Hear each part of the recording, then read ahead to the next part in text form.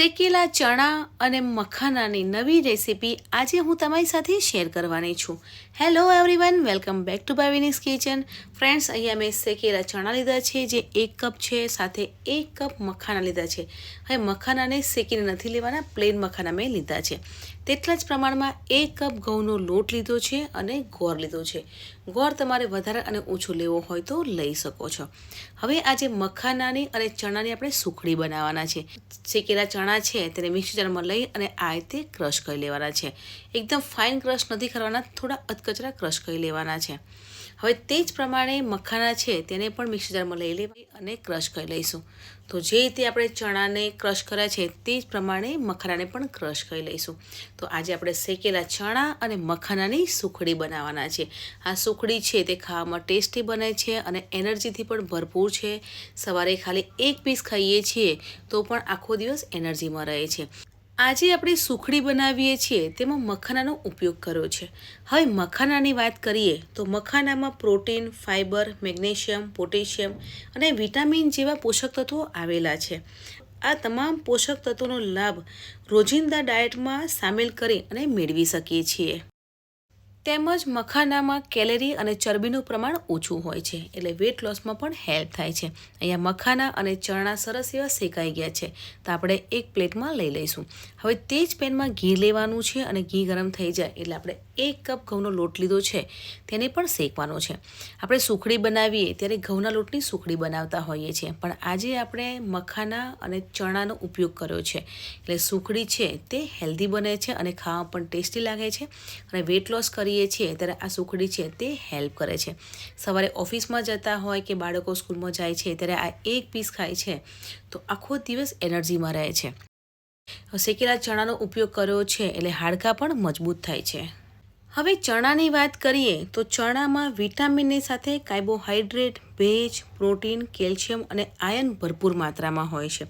શેકેલા ચણા સવારે ખાવાથી ઉર્જા મળે છે અને ઇમ્યુનિટી પાવર પણ વધે છે.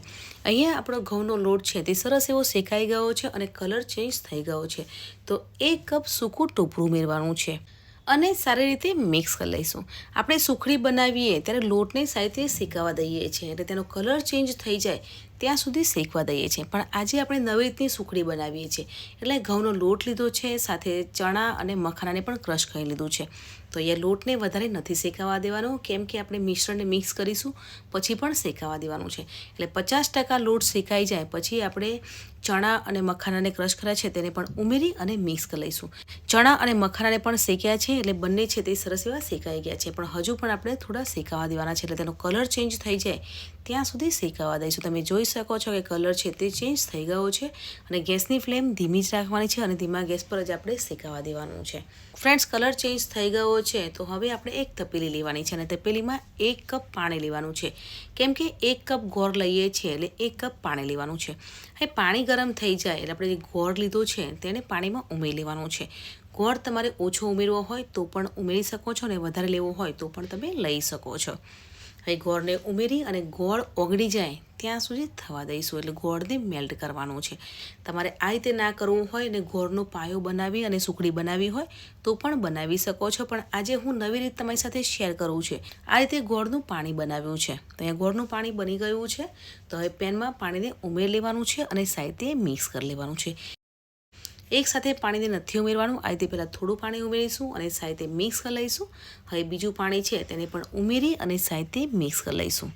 ફ્રેન્ડ્સ, આજે આપણે નવી રીતની સુખડી બનાવી છે એટલે અહીંયા ચણા અને મખાનાનો ઉપયોગ કર્યો છે એટલે સુખડી છે તે ખાવા પણ ટેસ્ટી બને છે, હેલ્થ માટે પણ ગુણકારી છે. વેટ લોસ કરીએ છીએ ત્યારે આ રીતે સુખડી બનાવીને પણ ખાઈ શકીએ છીએ, કારણ કે ગળ્યું ખાવાનું મન થાય ત્યારે આપણે કંઈ નથી ખાઈ શકતા તો આ રીતે સુખડી બનાવીને પણ ખાઈ શકીએ છીએ. તમે બાળકોને પણ આ સુખડીનો 1 પીસ આપી શકો છો, કેમ કે આપણે મખાનાનો ઉપયોગ કર્યો છે અને મખાનાના બેનિફિટ તમને ખબર જ છે કે કેટલા છે અને શેકેલા ચણા પણ કેટલા ગુણકારી છે. એટલે આ રીતે સવારે 1 ટુકડો ખાઈએ છીએ તો આખો દિવસ એનર્જીમાં રહે છે અને હાડકાં પણ મજબૂત થાય છે.